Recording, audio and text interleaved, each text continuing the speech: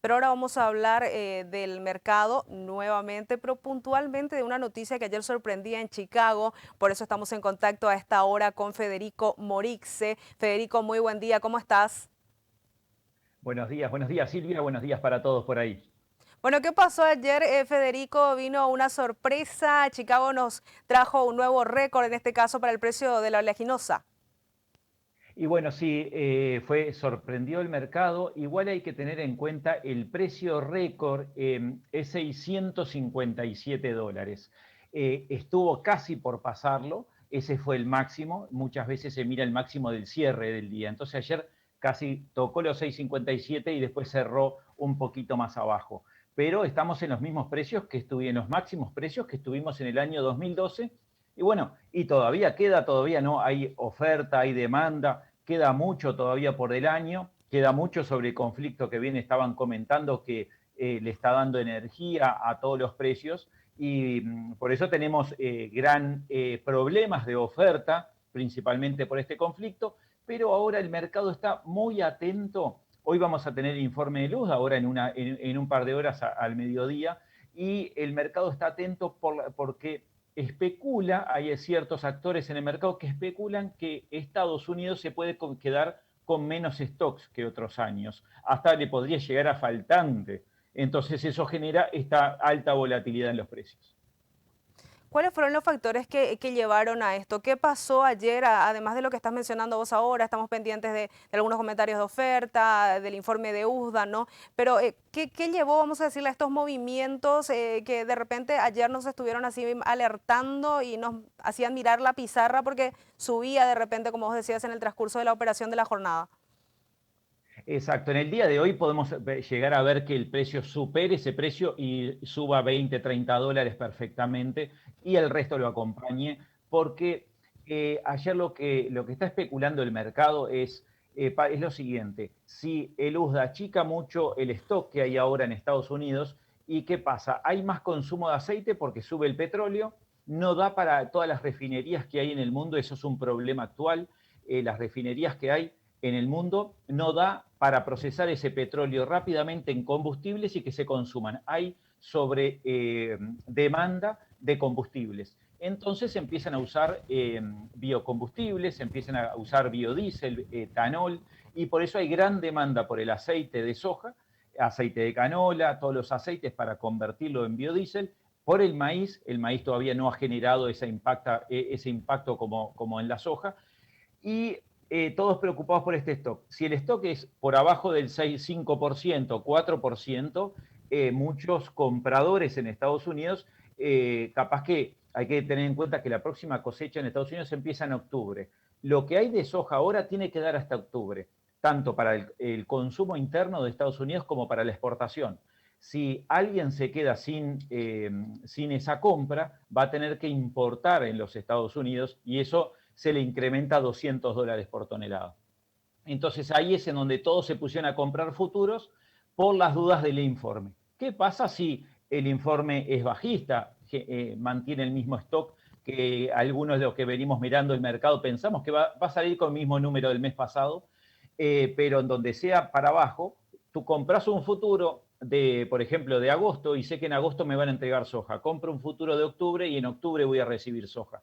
Entonces se garantizan ese consumo comprando futuros. Y si el precio sube, quedaron comprados. Y si el precio baja, bueno, hicieron una mala compra por un mes, por 2 meses, pero nadie se quiere quedar sin producto. Federico, ya nos estabas mencionando compra de futuros, algunas de las cosas que viste. ¿Qué tal el volumen de negocios ayer con esos movimientos que se dieron en Chicago?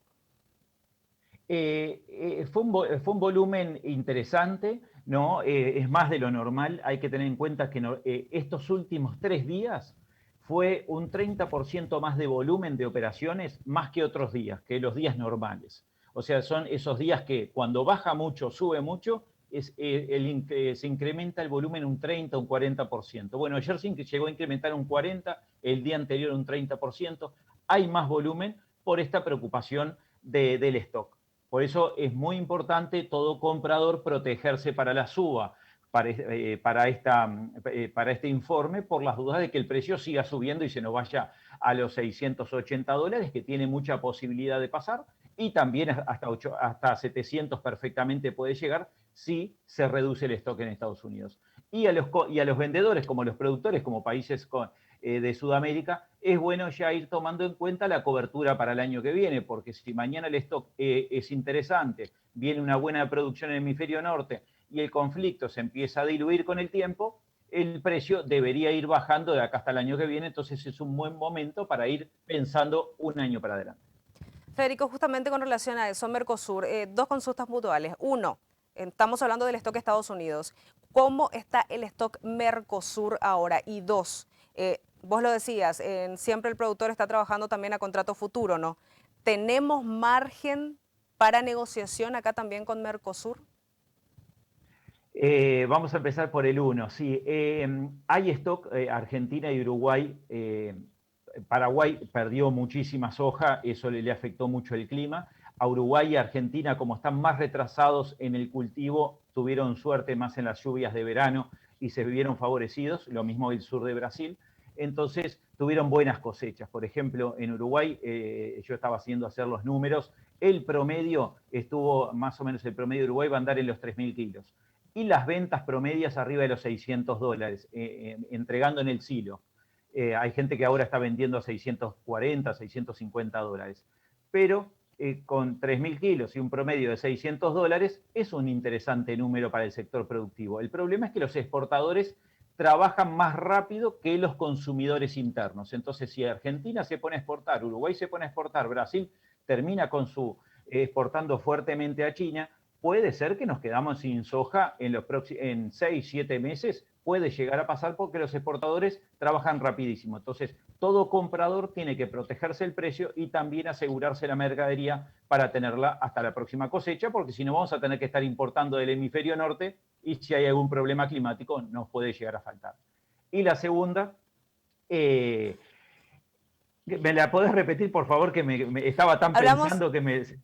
Hablamos del margen de negociación, no, mi culpa que encimé todo, pero no quería Perfecto. olvidarme porque No, estabas hablando de la posibilidad de negociar, ¿no? De cerrar contratos. Muchos acá en Paraguay apuestan por contratos futuros, también Bloque Mercosur, el productor trabaja así. Entonces, ¿qué tanto de ese stock, vamos a decirle, Mercosur ya está comprometido? ¿Qué tanto, vamos a decirle, ya se compró acá en el bloque? Hablemos como bloque directamente. Quiero saber si tenemos ese margen de negociación con esta mejora de precio. hay un margen de negociación, sí. Lo importante es qué pasa. A veces el exportador saca todo rápido. Viene un barco y se van barcos de 40, 50, 60 o a veces 80.000 toneladas cuando va a un puerto de aguas profundas. Y saca rápidamente y se van 6, 7, 8, 10, de a 10 barcos juntos y saca todo rápido porque tiene un poder de negociar mucho volumen y mucho flujo. El comprador que a veces quiere estoquear y no tiene la plata para pagar consumo 3.000 toneladas, 1.000 toneladas por mes, por ejemplo, y tengo que tener hasta la próxima cosecha, entonces tengo que tener por 12, 10, 11, 12 meses la mercadería y la tengo que pagar y tenerla almacenada. Y a veces esa cintura financiera no es tan fácil para empresas del Mercosur. No, China, por ejemplo, tiene ese poder de estar comprando ahora, dejarlo guardado acá en la región y después mandarlo. Entonces, a veces en esa cintura de negociación falta un poquito más en el bloque, sí. Después, por otro lado, también el acceso a las herramientas de cobertura, también muchos compradores que hacen balanceados, que hacen alimentos, no acceden a una cobertura para hacer harina de trigo, harina de soja, aceite de soja, soja, de la misma manera que accede una multinacional y a los mismos costos. Entonces tenemos una desventaja competitiva pero se podría con educación, capacitación y agruparnos en grupo, trabajar en grupos, se podrían bajar en costos y llegar a la misma capacidad de negociación como puede ser China o una multinacional. Federico, nos hablaste de qué pasó con la soja en este sentido. Decinos esto, todo lo que pasó con la oleaginosa, ¿tuvo algún impacto en los otros rubros también? ¿Algún efecto similar? Maíz, trigo, canola, todo lo demás que se negocia también allá en Chicago. Tuvo el mismo efecto, sí, normalmente hace como una inercia de arrastre y se lleva el maíz, arrastró un poquito a la soja, a la canola, todos van como en la misma inercia. Pero hay que tener en cuenta un dato muy importante que a veces uno no está mirando, es la misma soja en noviembre. ¿Qué pasó? Y en julio del año que viene o mayo del año que viene. ¿Qué pasó? No subió con la misma potencia que subió ayer y el día anterior y que puede llegar a subir hoy. Entonces hay que mirar esa misma relación. ¿Cuánto vale hoy? ¿Cuánto vale en noviembre, que es la cosecha americana? Y hoy está valiendo mucho más porque los especuladores y los compradores están interesados más en la soja de hoy. Nadie quiere en noviembre, en enero. La quieren hoy, en agosto, en septiembre, en octubre. Entonces quieren abastecerse ya. Y por eso hay gran demanda por la soja inmediata, la que se va a entregar en los próximos 2 o 3 meses.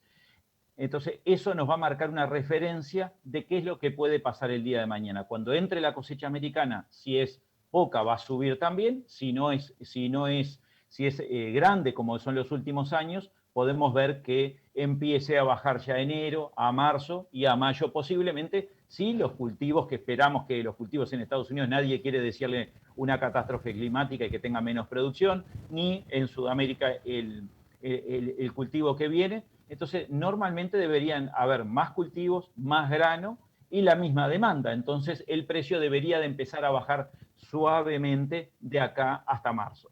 Si no hay ningún evento climático, si no, ahí lo vamos a ver cerca de los $800, que hay mucha posibilidad. Atentos entonces a esa posibilidad, sería realmente ya un nuevo pico en ese sentido. Federico, muchísimas gracias por el tiempo y los comentarios respecto a esta situación. Te vamos a seguir molestando para ir actualizando, porque ahora hay mucho movimiento en el mercado, hay muchos factores que están afectando y realmente hay como muchas cosas que decir de un día para el otro nada más de los movimientos que se están dando tanto en cotización como en otros aspectos del mercado. Gracias. Totalmente, muchas gracias a ustedes y eso, tanto los productores como los compradores, estar muy atentos, mirando el margen que van a tener y cubrirlo, porque puede pasar cualquier cosa. Gracias, Federico. Buena jornada. Buena jornada para todos.